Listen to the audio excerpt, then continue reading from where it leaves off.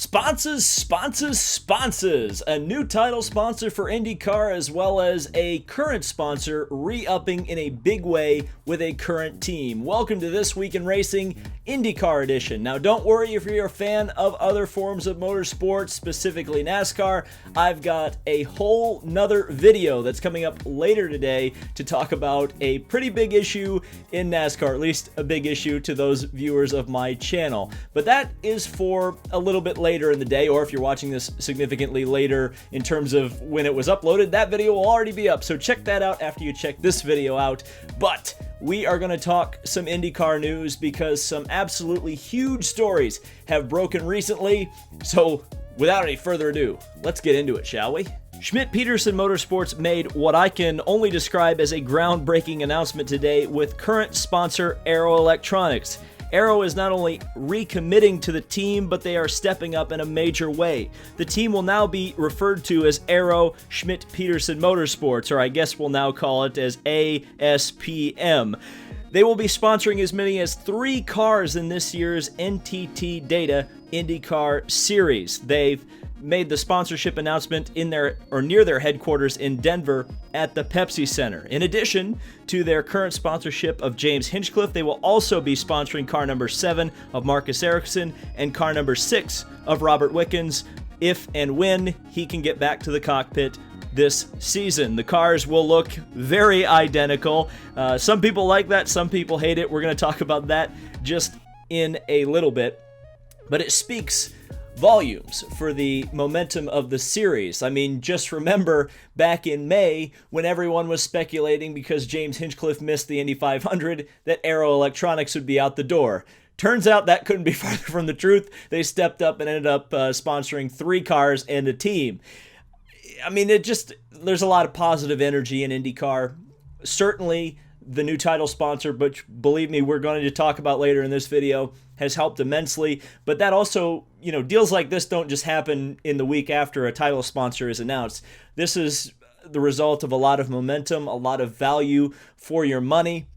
And certainly I think Schmidt Peterson Motorsports, along with Arrow Electronics, that's a fantastic partnership going forward. And don't don't dismiss the TV deal. The fact that there are 2 more races on national TV, and there's a brand identity now in terms of the television as well as the online streaming service as well.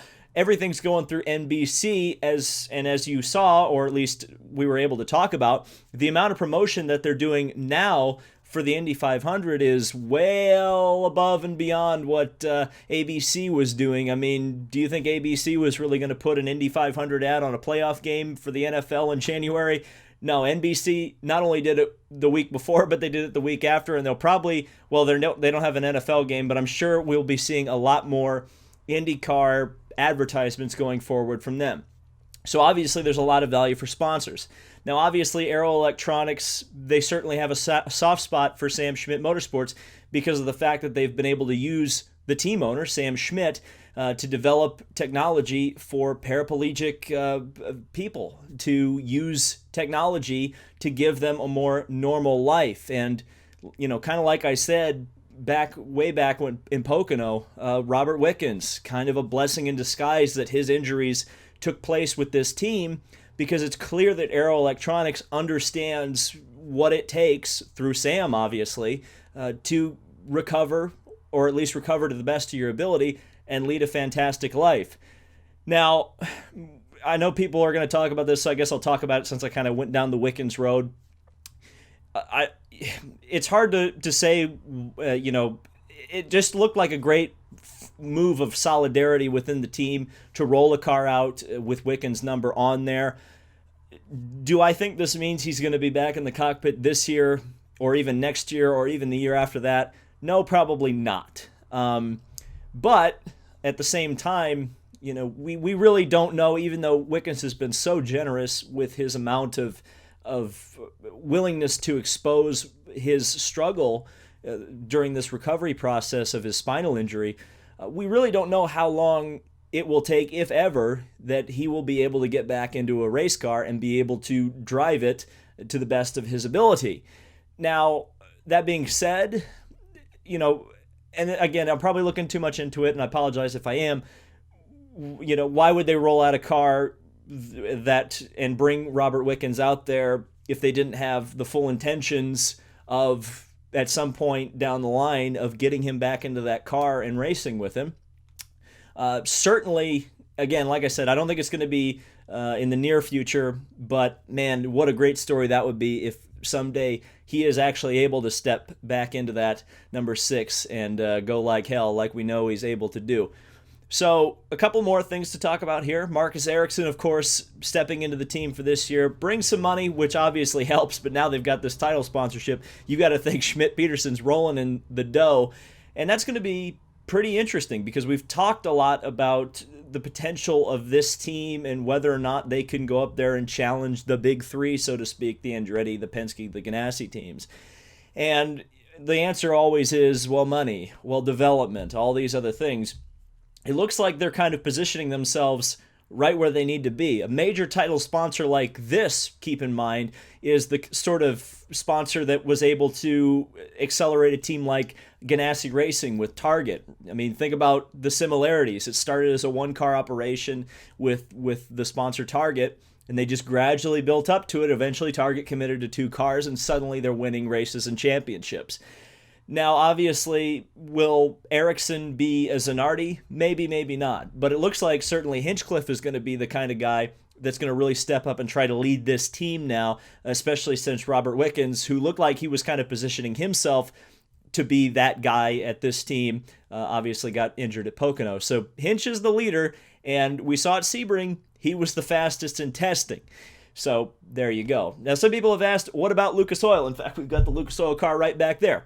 I would imagine they're going to step back into their role as the kind of third Indy 500 sponsor.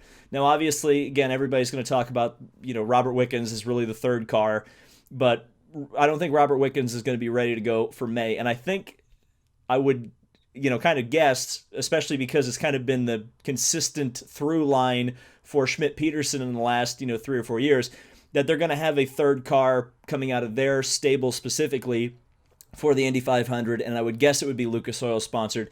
Lucas Oil obviously is a major force in the Indianapolis area, sponsoring Lucas Oil Stadium. They like to be a part of the events around that area, and certainly I couldn't imagine that Lucas Oil won't be associated with the Indy 500 in some respect, and they're already on the cars. They're just not a primary sponsor. I think in a lot of ways Lucas Oil was kind of a stand-in primary sponsor for that second car at that team. It's not like they weren't throwing money at it. Don't get me wrong. I'm sure Forrest Lucas was cutting a big check, but I don't think it's anywhere near what Aero Electronics has just done and stepped up to help this team, to help grow this team. So it should be very exciting. Obviously, there's a lot of feel-good stories with this team. I guess I should mention as well that Robert Wickens is doing his recovery in Denver, and while I don't think it's been explicitly said, I think Aero Electronics has seriously been helping him along in that process. I think he even, without saying it, I think they've really stepped up and done everything, or are in the process of doing everything it takes to get him back to living a normal life. And again, I think that's fantastic. I think all of this is just a great story with Sam Schmidt, with the Sam car, the semi-autonomous car that they've designed for him. And now they're stepping up and really trying to elevate this team into the upper echelons of IndyCar racing. Again, think about where we were with this sponsor in May and people speculating that they may be going because they got pissed off that they missed the show. Turns out they know what Indy means. So it's going to be great to see where this goes forward. But yes, the most major announcement of this week was the announcement that IndyCar will have a title sponsor heading in to the 2019 season. And as reported by our man Adam Stern, NTT will become the title sponsor of the IndyCar series. It's reported around $10 million per year in terms of sponsorship. That is comparable to the Verizon deal that expired at the end of last year. This is a pretty seminal moment for the sport, and a lot of people, myself included, did not think that there was going to be a title sponsor announced for this year. So seeing that IndyCar was able to secure this title sponsor is fantastic news. Obviously, it's great that there's not a $10 million hole in the budget that would have been left by Verizon piecing out to a certain extent, at least for the series. They're still associated with Roger Penske. But yeah, what's great about this is apparently this was really a Jay Fry thing. It probably explains his promotion recently, the fact that he was able to bring home $10 million a year. But Jay Fry kind of was speaking with the American branch of NTT Data, who of course sponsors Chip Ganassi Racing, and the possibility started being thrown around. They then headed to Japan, they brought Takuma Sato along, and they spoke to the higher-ups at the NTT Group. Now what's cool about this, and a major source of props I'm going to throw Jay Fry's way, he was not willing to compromise Chip Ganassi Racing to get the series a title sponsor. In other words, NTT Data will still sponsor Chip Ganassi Racing, as well as NTT Group sponsoring the series. So this is a major investment from NTT Group as a whole. Not only is their American branch involved in Chip Ganassi Racing, they also have personal sponsorships with 4 drivers, if you can believe it. Those drivers are, of course, the 2 Ganassi guys, Scott Dixon and Felix Rosenqvist. Then we've also got Ed Jones, who has retained that sponsor, and Tony Kanaan, who has retained that sponsor. I wouldn't expect a whole lot of activation from NTT Group. Obviously, this is a business-to-business style of thing. I think I mentioned that in the last video where I talked about this. What does business-to-business mean? Well, it means pretty much the executives or people they're trying to schmooze come over for an IndyCar weekend and they get a good time, and then you make a business deal, or maybe even NTT Group gets to talk to some of the tech companies that are already involved in IndyCar, like Verizon or Arrow Electronics, and they make some sort of a deal to share some tech or something.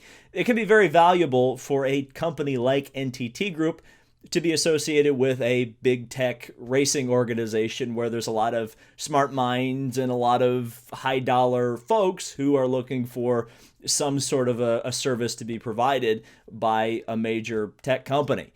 Now that I think I mentioned this in the last video where I talked about NTT Group, but if I didn't, I'm going to mention it here. I believe they're the biggest provider of cell phones in Japan.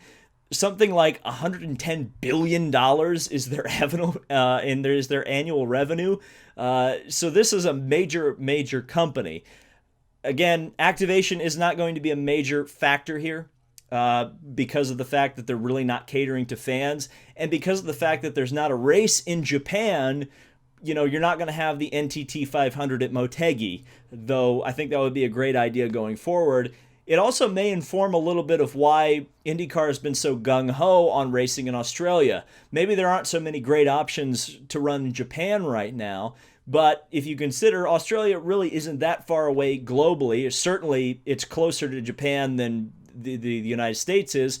So, you know, doing a non-championship race on the eastern side of the world, you know, NTT Group may be able to fly some of their, you know, more important folks and customers in Japan out to a race in Australia, get some sunny weather in February, and really enjoy a race. Maybe that will become the NTT Grand Prix of Australia or something like that. Just a thought.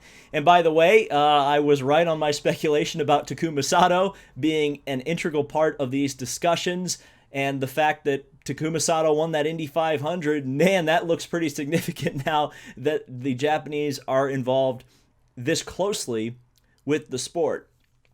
So I think this is mostly a positive thing. Well, mostly a positive thing. It absolutely is a positive thing. It's exciting. They've got a huge investment in the sport, like I said. I mean, not only sponsoring a team, you're sponsoring drivers and you're sponsoring the series. I don't mind that they're not going to have TV commercials. I think a lot of people kind of expected that from Verizon. They expected that from iZod. I don't know if they expected it from Northern Light or Pep Boys or whatever, you know, you go back in the day. I don't think it really is necessary at this point. I mean, what does it show for NTT Group, or it doesn't benefit them at all to put an advertisement on NBC or put an advertisement out on American television, because simply they're not really selling anything to the American public outside of the series. And you would think that the series would want to buy advertising if they really wanted to. Now, on the other hand, I understand that argument that people would make with Verizon, where it was like, Well, why isn't Verizon activating? Beats me because again, they are actually actively, you would think, trying to sell not only their products, but doesn't it look cool to have Will Power, your Indy 500 winner, in a race car on your commercial? No? Okay, thanks Verizon. But it also speaks some volumes to the series that Verizon has stayed involved. They're not leaving to a certain extent. I mean, they're still associated with the Indy 500 winner. They're still associated with Team Penske. They're still going to have a presence in IndyCar racing. So even sponsors that are cutting back their investment aren't backing out. And I think, again, IndyCar has really built something very attractive to sponsors and partners going forward.